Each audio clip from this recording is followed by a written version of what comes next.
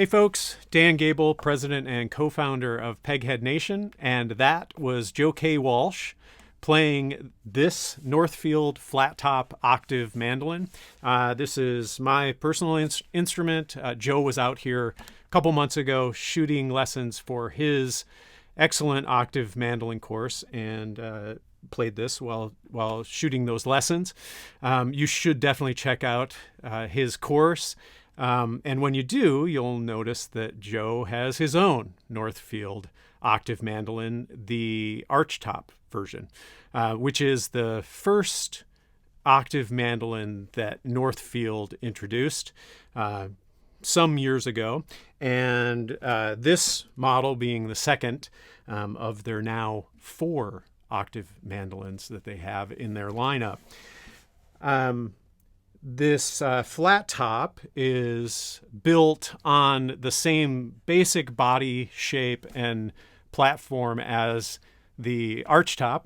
And Adrian Bagale, the president of Northfield, said that they based the body on a Martin 018 tenor guitar, roughly. And how that expresses itself in this flat top octave mandolin is it's 13 5/8 inches at the lower bout. It's 10 inches at the upper bout, and 8.5, I believe, at the waist. So really comfortable and familiar looking body profile, and that is a similar body profile to the archtop.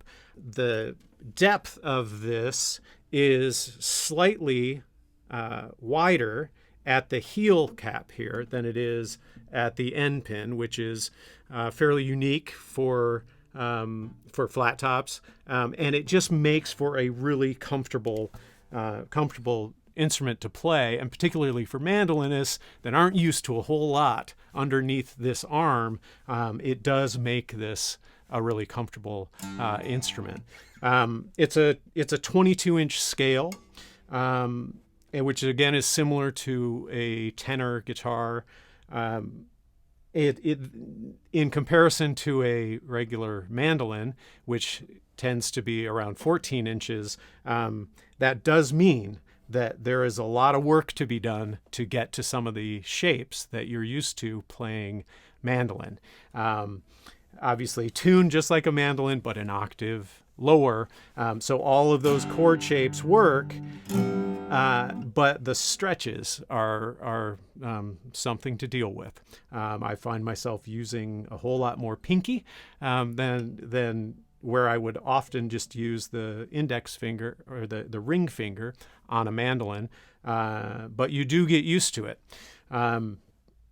In the last year or so, Northfield has also introduced the wavelength octave mandolin, which is a A-style mandolin mandola style body with a 19-inch scale, which puts those mandolin fingerings well within reach. So playing fiddle tunes and some of those mandolin shapes that transfers really nicely there. And there's a demo on Peghead Nation from John Reichman playing the wavelength, so you should check that out. All right, the woods on this instrument are Italian spruce and black walnut back and sides with a really great sapwood strip there in the back. The instrument's also available with Italian spruce and maple back, and also an all walnut instrument, and I chose this.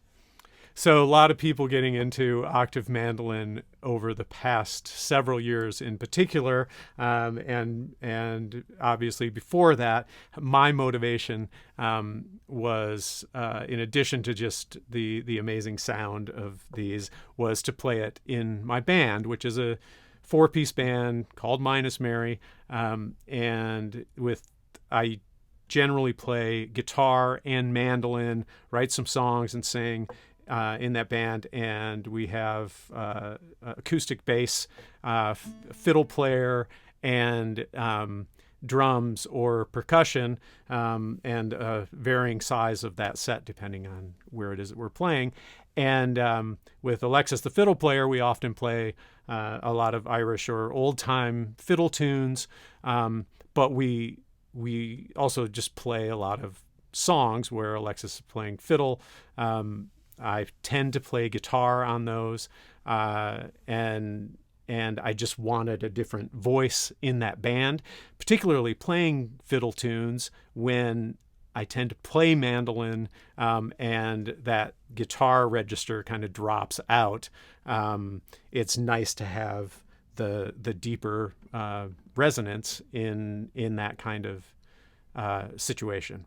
And this instrument has been great fun. I mean, it is really loud before you even plug it in. And the sustain on it, it just goes for days.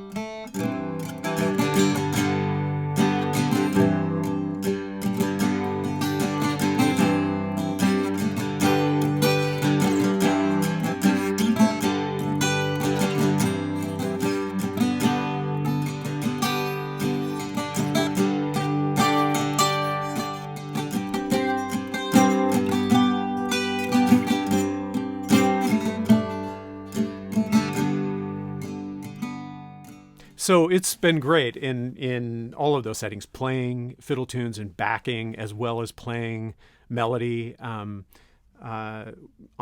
fiddle tunes, backing songs, and even some writing. You know, it's anytime you change the voice, the guitar, the instrument that you're playing, it does open up other ideas, and it's done that for me too. And with the band, we find ourselves playing differently and different things when the octave mandolin comes out.